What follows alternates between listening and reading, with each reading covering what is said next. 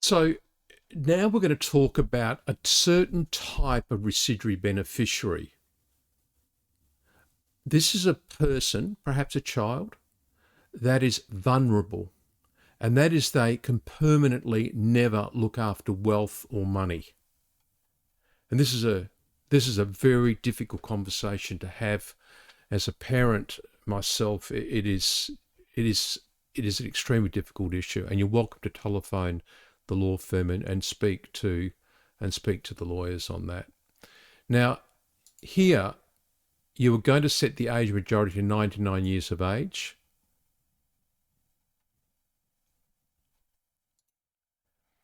And what constitutes vulnerability? Well, what do we mean by that permanent vulnerability?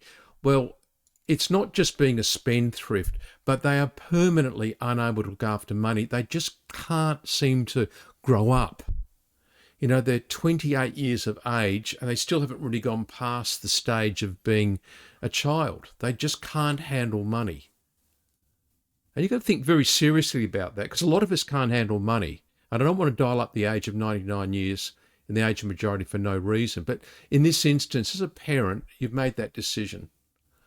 Or they suffer from a mental illness or a permanent disability. They just are not going to be able to look after money. So it's going to be permanently looked after by the executors.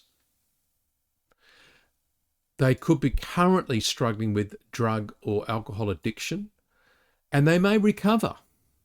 And we actually had a situation where the child was an alcoholic when the parents made the will, and they set the age of majority at 99. The other two children were the executors, and they looked after the money for the alcoholic. Well, good things happened. The alcoholic stopped drinking alcohol. He got married, and he had children, and he's living a good life. He's recovered.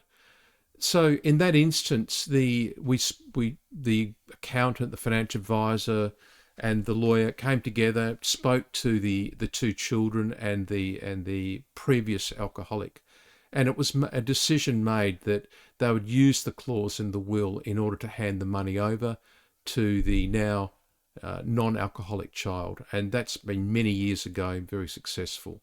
So if the executors are acting unanimously, they can override the 99-year clause.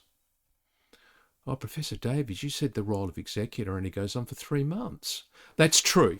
That's true. But where you've set an age of majority at 99 years of age, it goes on to the child dies. But what about the two children that you appointed? Surely at some point they'll die. That's correct. So the terms of a 3-generation testamentary trust allow the executors to hand over that job of being executor to their children or to another organisation or another family member.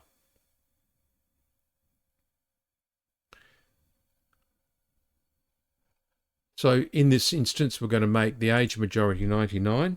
So I've typed in 99, and we're going to leave there's 4 children, so I'm going to leave them a quarter.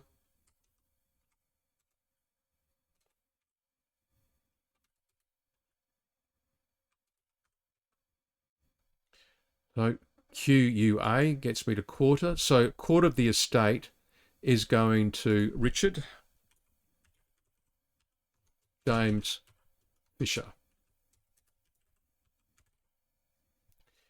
And he will now get a quarter of the estate at 99 years of age. Another excellent reason why this is of use is that you may well be able to continue to get Centrelink benefits. Centrelink benefits may still be available to the child even though they've been earmarked that money.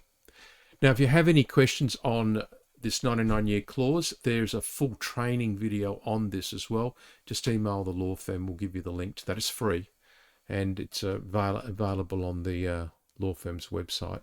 In fact, I'll see if it's on the law firm's website. Telephone me personally. I'm Dr. Brett Davies. Telephone me personally if you want to talk about this situation. Next, we're going to do disaster clauses.